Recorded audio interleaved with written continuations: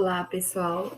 Eu sou Alcione Marques Fernandes, professora da Universidade Federal Tocantins, campus de Arraias, e estou aqui para falar da etnomatemática na formação docente, contar um pouco da minha experiência como professora dessa disciplina no meu campus e no curso de licenciatura em matemática.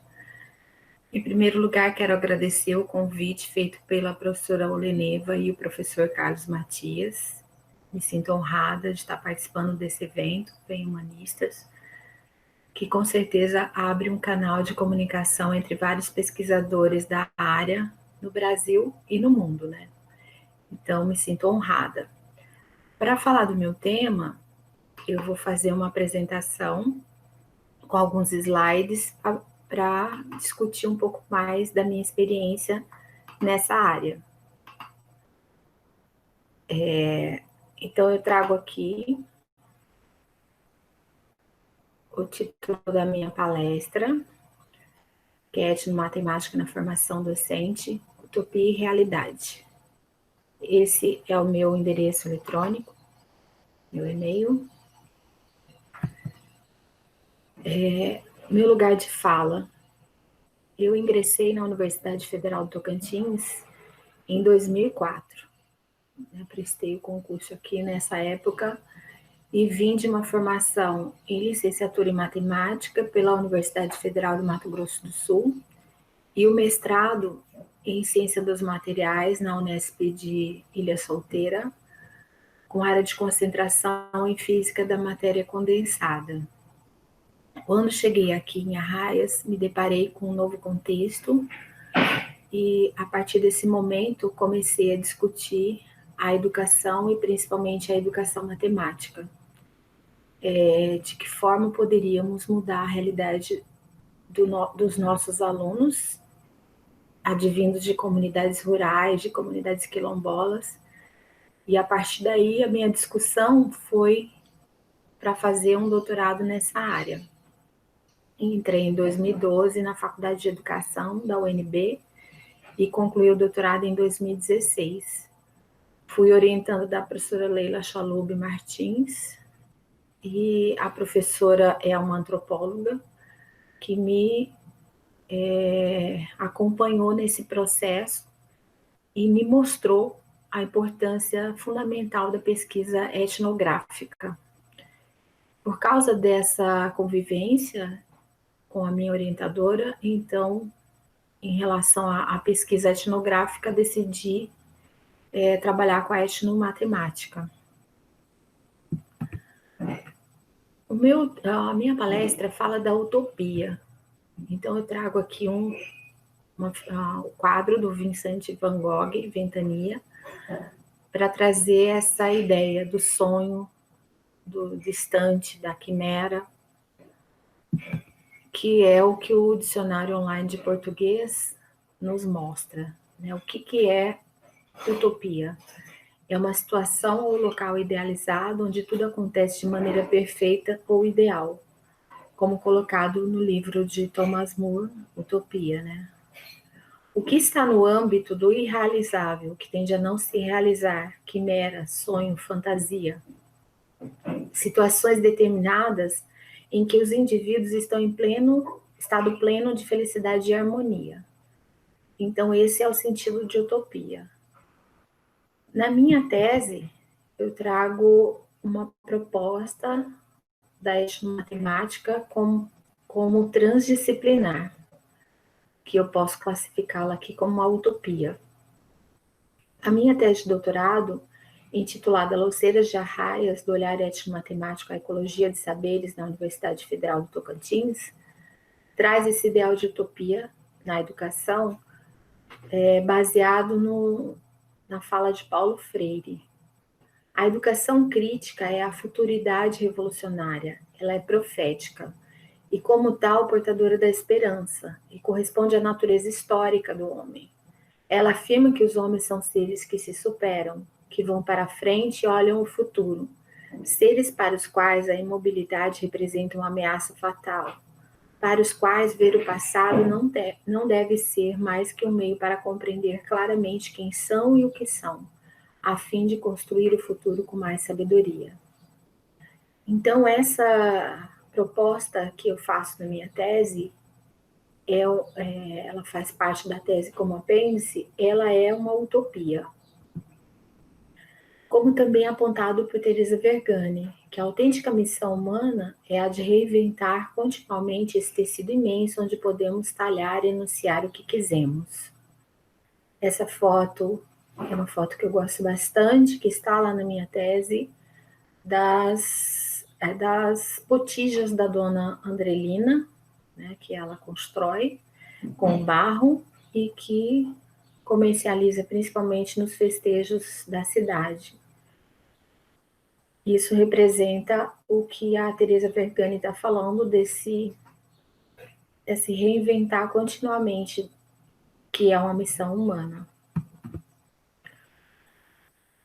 A ementa dessa disciplina que eu trago na minha tese, ela diz: bases teóricas da etnomatemática, pesquisa de campo etnográfica na etnomatemática, a matemática desenvolvida por meio da sensibilidade, os processos de abstração e criatividade em comunidades tradicionais, a matemática da simetria presente em ornamentos, o encontro dos distintos saberes. Considero que é uma proposta bastante arrojada, por isso que classifico como uma utopia. Os objetivos dessa proposta é apresentar a área de pesquisa da etnomatemática, estabelecendo critérios para desenvolvimento de uma pesquisa etnográfica, estudar os elementos presentes nos saberes e fazeres das comunidades que evidenciam a utilização da matemática da sensibilidade.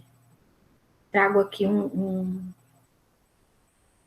citação da minha tese, que diz que a matemática da sensibilidade é a convergência entre o pensamento matemático formal do pesquisador e a arte ou a técnica desenvolvida por diferentes grupos ou sujeitos cognitivos nos seus fazeres e saberes tradicionais.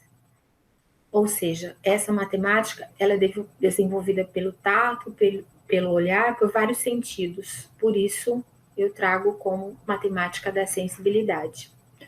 Além disso, é objetivo da minha proposta desenvolver estudos de padrões de simetria presentes em ornamentos, que permitam o diálogo com a matemática acadêmica.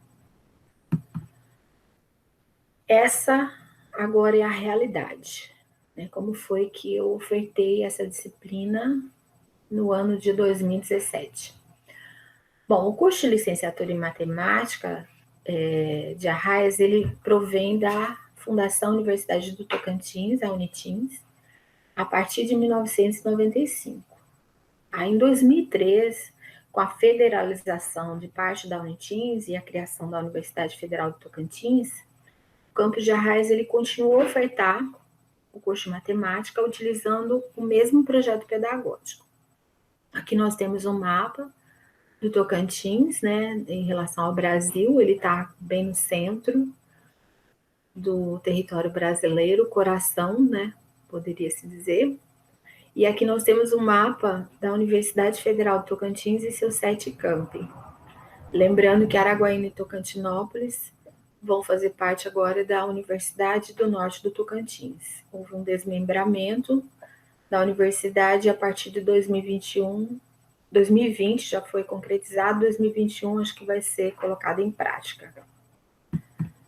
Então, a etnomatemática, ela apareceu no PPC do curso de matemática de Arraias a partir de 2010, né? Foi aprovado um novo PPC, e aí essa disciplina compôs o projeto pedagógico. Bom frisar uma fala de Milton Rose e Daniel Urey, que, nesse sentido, a perspectiva etnomatemática no currículo escolar traz no cotidiano elementos necessários para a valorização cultural dos alunos, enquanto focaliza a aprendizagem contextualizada dos conteúdos matemáticos. A inclusão desses elementos no currículo matemático é necessária para que os alunos possam atuar e agir na sociedade contemporânea de maneira transformadora. É uma fala de 2017, mas em 2010 nós já, na nossa discussão, já conseguimos introduzir essa disciplina no nosso projeto pedagógico. Então, essa disciplina ela é optativa, com uma carga horária de 60 horas aula, normalmente ofertada no 7º período do curso. A ementa dela: etnomatemática, contextos socioculturais, tendências em etnomatemática, ensino e aprendizagem na perspectiva da etnomatemática. E os objetivos: compreender a etnomatemática como teoria e metodologia no campo da educação matemática e suas implicações no processo de ensino-aprendizagem. Bom, quais foram os caminhos percorridos? A primeira vez que eu ofertei a disciplina, nós tínhamos uma turma com 44 alunos matriculados, vários foram desistindo ao longo do semestre e finalizamos com 33 estudantes. Os encontros ocorreram no período de fevereiro a maio de 2017 e era uma disciplina do período noturno. Nessa turma, eu realizei uma pesquisa que foi apresentada e publicada nos anais do 6º Congresso Internacional de Etnomatemática, na Colômbia, em 2018. No semestre seguinte, a disciplina foi ofertada no turno matutino, tinha 13 matriculados e 4 desistiram.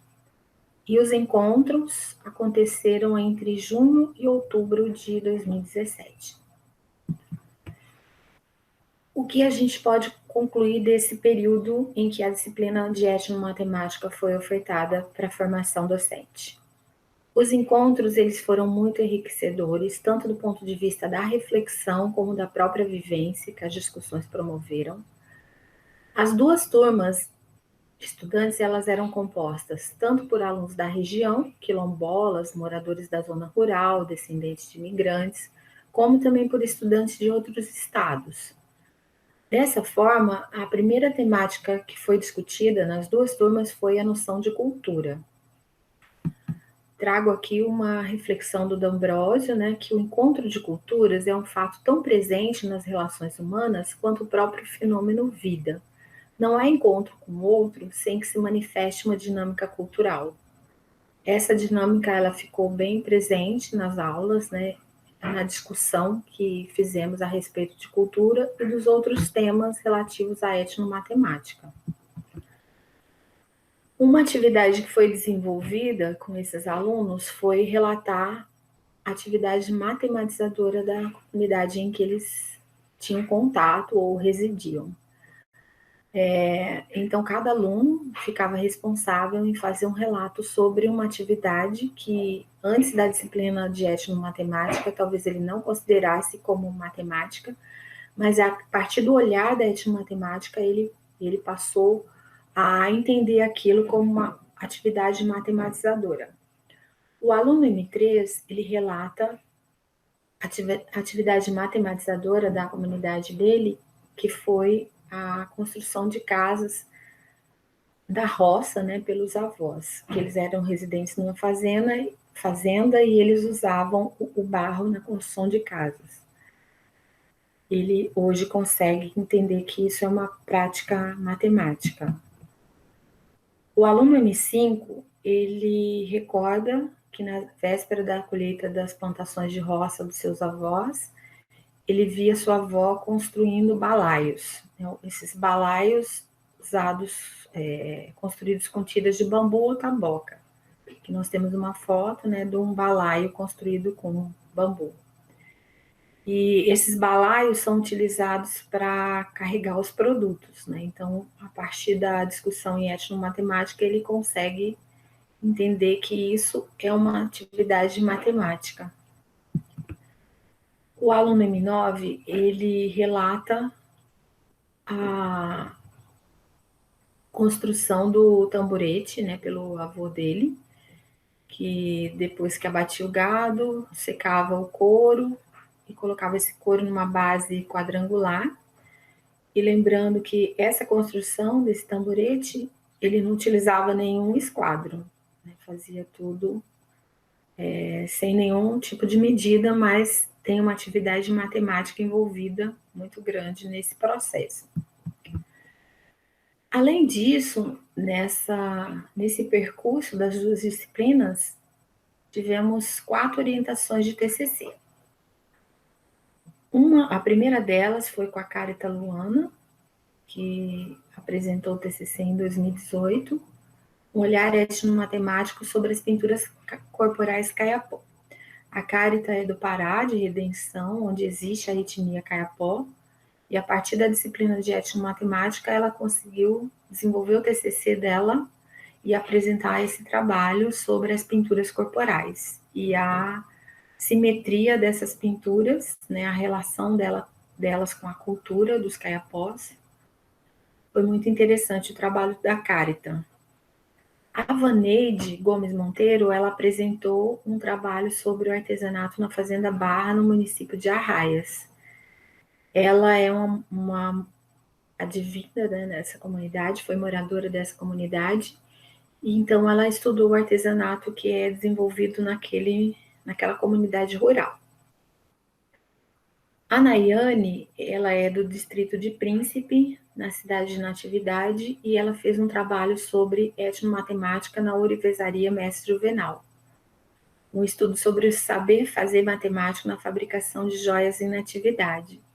Lá em Natividade existe uma tradição de se construir joias nesse processo artesanal, que é bastante conhecido. Joias feitas de filigrana, que são pequenos fios muito finos de ouro ou de prata. E a Nayane fez um estudo etnomatemático sobre essa prática. E, por fim, o Jefferson Dias dos Santos, que é uma liderança da comunidade quilombola Lagoa da Pedra, ele está fazendo um estudo sobre a roça de Toco e a influência das mulheres nesse processo. Né? Uma etnomatemática nessa roça, mas com a participação efetiva das mulheres da comunidade. E esse TCC ainda está em construção.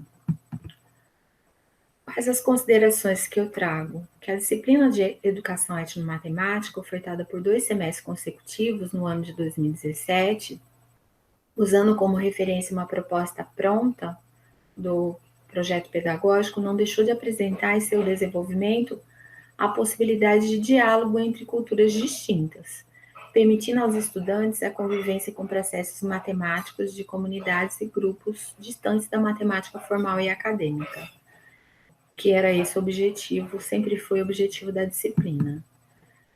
Que contribuição teria para a formação, né? O repensar dos futuros professores a respeito da alteridade sociocultural a ser desvendada a partir de suas práticas na educação básica. Dita por Vergani, né? Está consciente da necessidade de formar jovens capazes de se integrarem no mundo globalizante, mais uno e mais justo, mas sem os amputar dos valores socioculturais específicos do meio no qual se insere. Portanto, a utopia e a realidade que eu trago aqui na minha palestra, ela possui muitas fissuras, distâncias enormes, né? Tanto do ponto de vista de afastamento, mas existem aproximações. No caso específico da etnomatemática, o sonho pode ser tornado realidade, mesmo que de forma íngreme, onde essas tênues barreiras entre os saberes vão sendo lentamente desfeitas. É um processo longo, contínuo e que tem que ser dado conta, né, pelos formadores desses professores, para que eles também levem isso para a educação básica, né, esse olhar diferente, esse respeito pela alteridade sociocultural. Trago algumas referências do meu trabalho, da Ambrósio, né, Farias, que é um texto que eu gosto bastante também, As Culturas como Marcas da Sociedade Humana, Gedes, Vergani, e uma foto de uma das turmas, né, a turma maior do período noturno. Então, o que eu trago aqui é uma reflexão, né, sobre a minha experiência como professora da disciplina de etnomatemática no curso de licenciatura aqui de Arraias. Esse ano de 2020, eu ofertei a disciplina novamente, só que por causa da pandemia nós fomos obrigados a cancelar. Espero retornar em 2021 a ofertar essa disciplina, porque eu tenho certeza que contribui muito com a formação dos nossos professores de matemática. É um novo olhar, é uma forma de respeito com as comunidades. E aqui na nossa região, como a gente tem várias comunidades quilombolas reconhecidas, temos 4 reconhecidas, então, assim, muitos alunos da educação básica vão ser advindos dessas comunidades. Então, precisamos muito desse olhar, desse respeito, dessa comunicação entre a matemática formal e a matemática que é realizada por essas comunidades, por esses povos, por esses grupos, como o D'Ambrosio sempre fala. Só tenho a agradecer, espero que tenha contribuído com a discussão.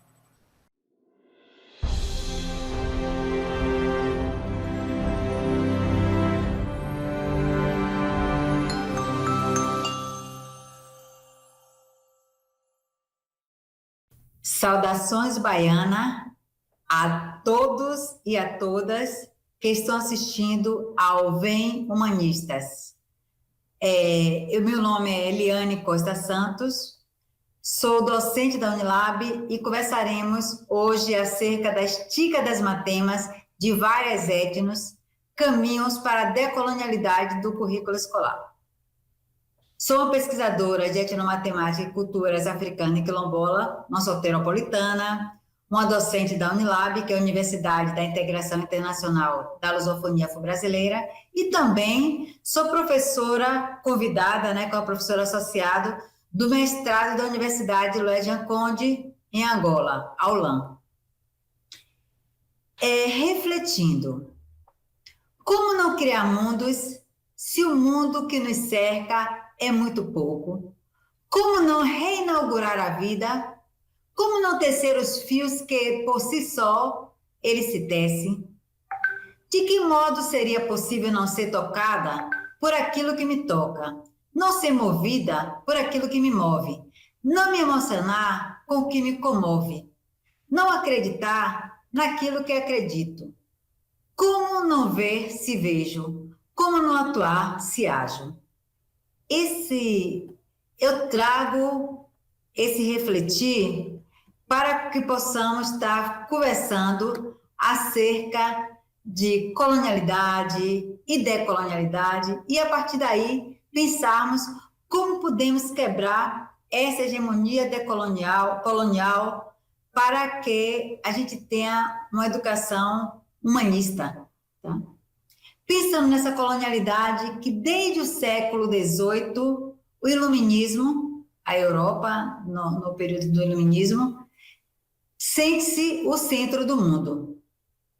Esse ego encobridor que encobre os outros, esse outros que é a África e a América, ele dicotomiza a população em superior e inferior, em mais racional e menos racional, em civilizados e primitivos, em modernos e tradicionais. É nesse sentido que trago um diálogo entre autores da modernidade, Aníbal Quijano, Dussel, Miolo, para eles trazem para a gente que esse colonialismo pode ser visto como um processo de constituição de uma estrutura de poder. E a colonialidade? É um sistema que ele sobrevive ao colonialismo e se reproduz em uma tripla dimensão. A dimensão do poder, a dimensão do saber e a dimensão do ser.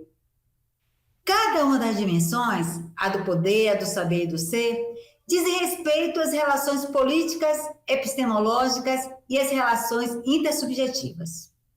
Para Miolo, inicialmente é necessário decolonizar as ciências para, em seguida, ser possível uma comunicação que tenha uma interculturalidade, um intercâmbio de experiências e de significações que formem a base de uma racionalidade nova. Posto isso, eu trago, porque a gente estava no campo de pensar colonizar.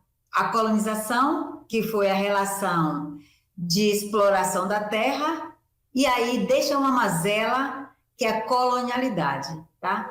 Mas e aí, como decolonizar? O que é esse decolonizar? Decolonizar significa, para Oliveira, no campo da educação, uma praxis baseada numa insurgência educativa propositiva portanto, não somente denunciativo. Por isso, o termo de e não des, onde o termo insurge representa a criação e a construção de novas condições sociais, políticas e culturais de pensamento. Em outros termos, a construção de uma noção e visão pedagógica que se projeta muito além dos processos de ensino e de transmissão de saber, uma pedagogia concebida numa política cultural, envolvendo não apenas os espaços educativos formais, mas também as organizações dos movimentos sociais. É por isso que Oliveira traz que decolonizar na educação é construir outras pedagogias além da hegemônica. E descolonizar é apenas denunciar as amarras coloniais e não construir outras formas de pensar e produzir conhecimento.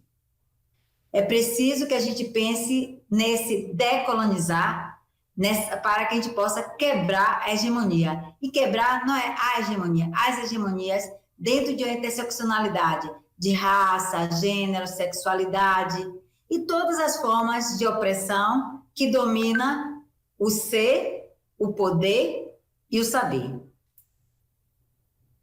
Pensando na educação, uma base para buscar essa decolonialidade é reconhecer a existência de outras culturas, reconhecer a colonialidade do poder, do ser e do saber, fazer a cartografia de histórias silenciadas e das subjetividades reprimidas, quebrar as amarras dos conhecimentos subalternizados pela ideia de totalidade definida pela racionalidade moderna. Apontar a necessidade de estarmos cientes de que as disciplinas acadêmicas e as instituições, no geral, estão inseridas em rede de poder hegemônico e que o conhecimento produzido por ela, e particularmente a forma de fazê-lo, é reprodutor das mesmas relações de poder. A Oliveira nos traz muita atenção dessa relação que a gente precisa ter nessa educação, para que a gente não pense que essa escola, essa universidade, esse espaço, essa instituição educacional que a gente está tratando, ele por si só decoloniza. Não. Esse é um espaço reprodutor das relações de poder. E aí, um aprendizado que Fonseca nos dá é que na matemática deve-se buscar uma formação norteada pelas tendências da educação matemática, de forma que cada uma dessas tendências possa ser aplicadas em momentos diferentes, sempre buscando atingir um único objetivo, o aprendizado efetivo do aluno. Nesse sentido, essa relação pode ser dada quando a gente pensa que a estica das matemas das diversas etnos pode nos trazer uma dessas relações da decolonialidade.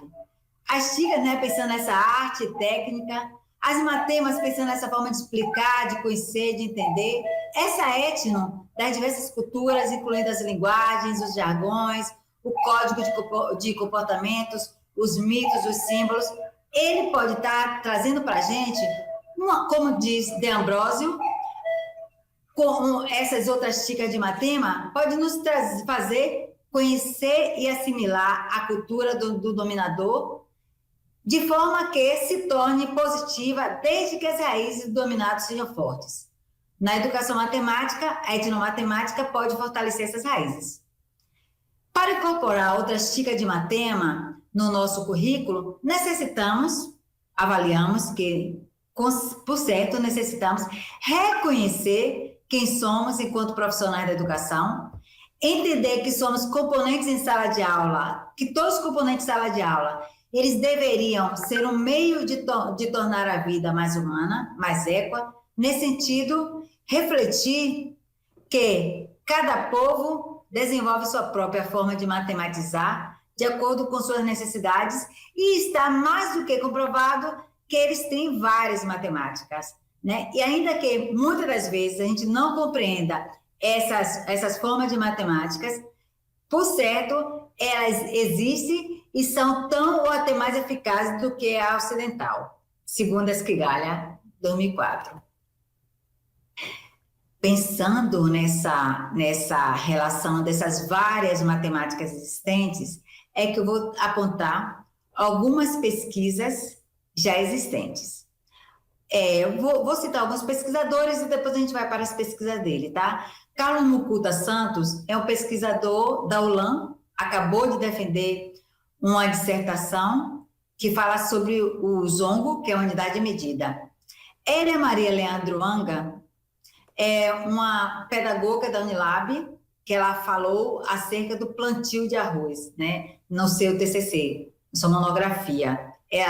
O plantio de arroz da etnia Balanta. A Maria Thelma Pedro, da Unilab, ela está agora bem no prelo, né, porque ela está agora construindo o trabalho dela a partir dessa etnomatemática da farinhada. Maria da Conceição dos Santos França é uma pesquisadora da PUC que em 2017 escreveu sobre os panos cabo-verdianos.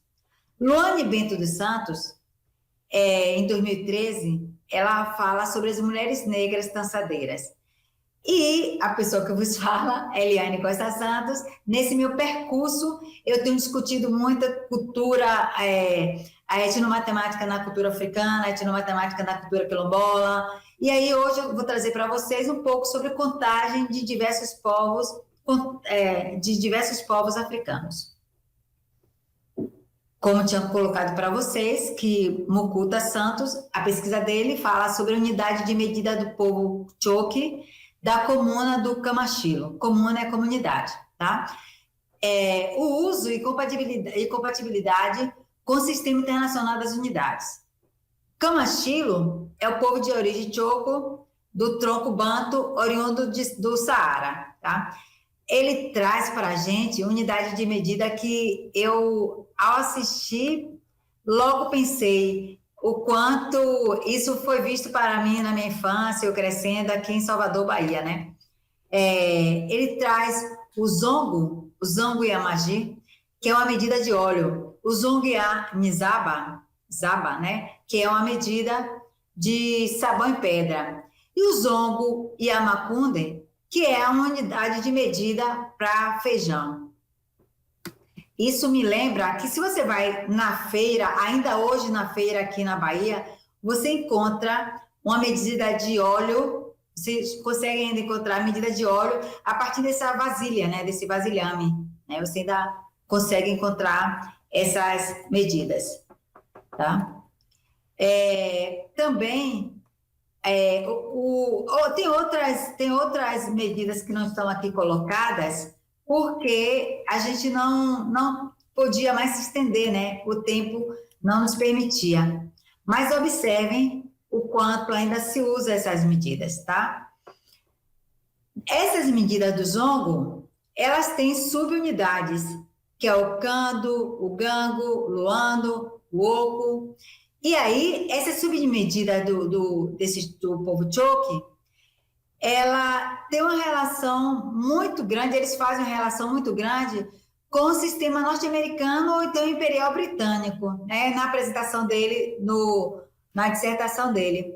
E ajuda muito aos comerciantes falantes da língua Choque, porque essa é a relação que eles conseguem entender acerca das medidas, sistema de medida. Ele traz também um sistema de medida, que é o Luano, que é o passo, né?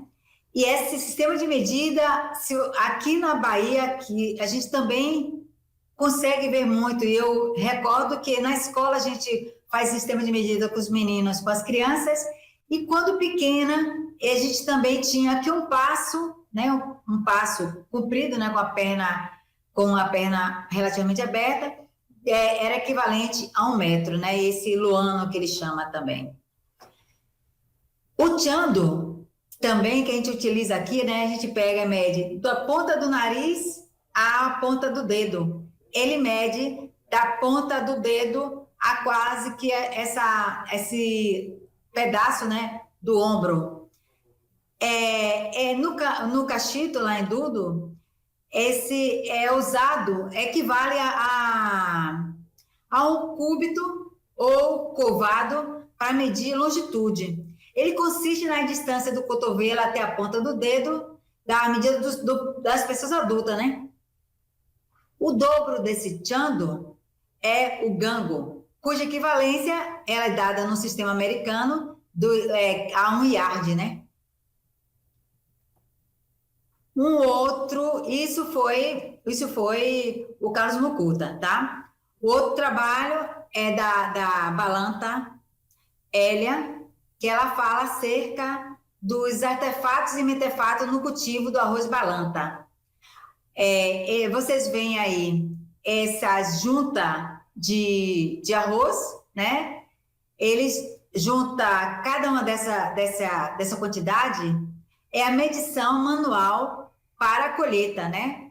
E aí também vocês estão observando que tem um rapaz com o medidor na mão e tem um Bemba, que é a unidade de armazenamento desse arroz dos balantas, né? Então, eles guardam essa unidade de medida, essa unidade de armazenamento é justamente para que se possa colocar essa medição manual.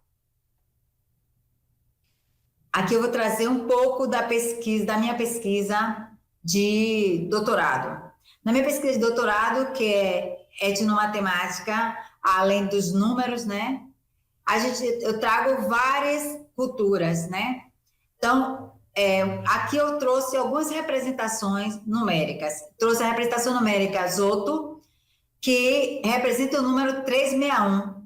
O Soto, para ele representar o 361, observe que temos a mão direita e a mão esquerda, né? Então, na mão direita, ele apresenta o 3.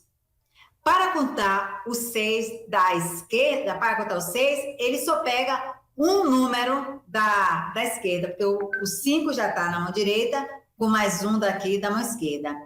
E o 3, ou o 8, desculpa, ele tá o 5, que já está de mão fechada, com mais 3 da mão aberta, tá? Então, o número 3 da representação numérica é representado 300 com 3, o do 60, que é o 50, com mais 1, 60, e o 8, que é representado 5, que já fechei minha mão, com mais 3 dessa unidade. Espero que vocês tenham entendido. Uma outra contagem que é muito interessante é com o fio de nós dos Maconde. Olha, aqui eu vou trazer para vocês duas coisas. Primeiro, Paulo Guedes nos traz que os Maconde, quando eles iam viajar, eles faziam nós numa corda na quantidade de dias que eles iam passar fora. Então, eles pediam que as mulheres, a cada dia, passavam a noite, quando a noite passasse, no outro dia, quando o sol nascesse, ela fosse se desfazendo da quantidade de nós. Isso para ela saber a quantidade de dias que ele passou fora, que ele estava passando fora. No último nó existente, já era o dia dele voltar. Então, o último nó existente, ela já preparava a casa, preparava tudo, porque era o dia que ele estaria voltando. Mas também, esses fios, eles são utilizados por mulheres grávidas que faziam nós a cada lua cheia para saber a data aproximada de que iam dar luz. E também para registrar a idade de uma pessoa. No entanto, para registrar a idade de uma pessoa, utilizava 2 fios. Faz-se um nó no primeiro fio, a cada lua cheia que passa, e uma vez feita 12 nós, faz-se um nó em seguida no fio para marcar o primeiro ano. Também, isso são várias formas de contagem, né? Então, tem outra contagem que é no mulobô. Os rapazes de Coabo, quando eles jogam futebol, eles usam as 2 metades de uma folha de coqueiro como instrumento de contagem. Assim, quando um time marca um gol, faz-se uma dobra no seu mulobô, nome dado a cada metade da folha da folha do coqueiro, tá? No fim do jogo, compara-se os comprimentos dos 2 mulobôs ou conta-se as dobras, né? Porque vai estar ou o comprimento, a metade do que já dobrou, né? Ou conta a quantidade de dobrinhas existentes. Gente, agora, eu não poderia apresentar para vocês tica de matemas sem que eu falasse do tear quentê, tá? Que foi minha pesquisa de mestrado, né? Essa anterior estava mostrando minha pesquisa de doutorado. A pesquisa de mestrado. Fui até Gana e aí pesquisei os teares quentês que existia no artefato ganês, que Gana fica no noroeste da África, no artefato ganês. O tear quentê já era desenvolvido em África muito anterior à invasão europeia. Era averiguado nos tecidos e no TC quais elementos estruturais haviam no saber fazer que pudesse servir na dinâmica aqui na sala de aula. Foi esse meu olhar, né? Fazer uma transposição didática. Então, vou contar para vocês um mito do tear. Há um mito na cultura ganesa que fala sobre os teares. Conta que 2 irmãos, Nana Corangu e Nana Ameaô, foram caçar. Durante a caminhada, na floresta, viram a aranha tecendo a teia. Ficaram curiosos com o trabalho da aranha e pararam para observar como ela transformava os fios em padrões comuns e complexos. Deslumbrados com a habilidade da aranha, ficaram dias e mais dias na floresta e pacientemente aprenderam a arte de tear. Ao retornarem ao vilarejo, os 2 caçadores mostraram seu novo aprendizado ao chefe. Esse, maravilhado com o que via, foi de imediato contar ao rei Tutu, o chefe dos Achantes, que também se impressionou com as teias do tecido e ordenou que, a partir daquele momento, aqueles homens passariam a tecer essa faixa de seda para a corte.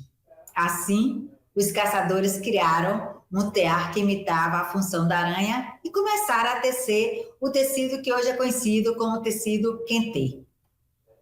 Esse é um tipo de tecido quentê, né? Uma estrutura.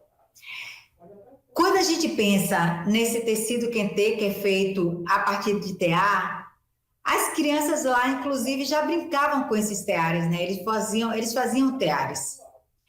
E aqui também, tantas outras pessoas já cosem com teares, né?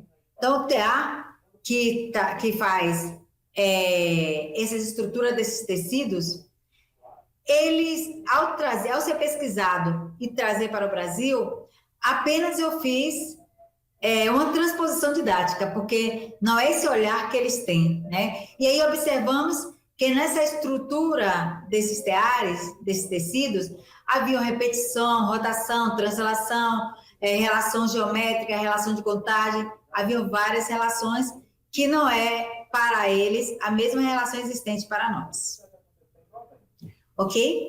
Agora, como o nosso tempo já está chegando, eu vou falar para vocês um pouquinho de uma outra experiência que pode ser trazido para a nossa sala de aula, tá? É um exercício transcultural para percussionistas e alabês. O valor das notas na educação escolar. Agô, rum, pilé, agô dimbê, agô tantã, batá e cotu. Agô zabumba, bombo, cabeças, adubos e pandeiros. Agô a todos os tambores e atabaques, aos que conheço e aos que minha ignorância instrumental ainda não me permitiu conhecer. Agô aos que vieram da terra mãe África, e aos que nos encontros culturais permitiram a reelaboração brasileira. Faça essa introdução, pedindo agô, ou seja, pedindo licença, utilizando uma licença poética ao pedir autorização a instrumentos de percussão para falar da matemática a partir dos seus ritmos que fazem a comunicação, uns de ordem religiosa e outros de ordem profana e festiva, com todas as suas significâncias. Eu peço licença para falar dessa tica de matema nas aulas de percussão, né? Então, nesse momento, eu estou apresentando a vocês 3 atabaques, o rumpi e o lé, né? E propõe interseccionalizar a música, que é um toque percussivo, à educação matemática. em especial, utilizada a cultura musical percussiva para falar aos percussionistas e admiradores de instrumentos musicais dos códigos para a composição do tempo, ritmo e melodia. Gente, pois é. É tanta coisa interessante que eu acho que a gente pode estar... São tantas dicas de tema que a gente pode estar tratando. E uma outra delas, é da pesquisadora Luane, que é uma pesquisadora em tranças, né? Ela fala sobre as trançadeiras. A pesquisa de mestrado dela é para além da estética, uma abordagem etnomatemática na cultura de trançar cabelo nos grupos afro-brasileiros. Ela traz a etnomatemática das mulheres negras trançadeiras, E o estudo dela é baseado em Gloria Gilmer, que foi a primeira pessoa que falou sobre matemática, né? Mathematical patterns, né? Em África, nas mulheres, nos estilos de cabelo das mulheres das americanas, das negras americanas, né? Então, ela aponta os PTAs africanos e afrodiaspóricos trançados que eles têm, além do que eles podem trazer de padrões fractais. Então, ela aponta vários fractais, vários padrões que existem nessas tranças. Agora eu vou precisar mais um trabalho, que é a geometria das panarias cabo-verdiana da Conceição França, tá? O trabalho de Conceição França, ela traz a panaria cabo-verdiana e aí ela faz também uma transposição didática na sala de aula. As crianças constroem esses panos a partir dos olhares que se tem geométricos. E também é uma discussão sobre o estudo da história de Cabo Verde, como se desenvolve e aprofunda a cultura, e ela tem como objetivo também voltar a atenção dos alunos para a história do país e também sobre a cultura dessa panaria. Por fim, nossas considerações finais, eu aponto que pensar em Tica de Matemas de diversas culturas africanas e quilombolas vem sendo construído na Unilab, a universidade o qual eu trabalho e a universidade que tem etnomatemática no seu currículo como disciplina obrigatória. Então, trazê-la de forma análoga ao jogo de Mancala, buscando entender as especificidades de diferentes jogos, dos diferentes tabuleiros, em diferentes países, e com isso, as diferentes culturas que esses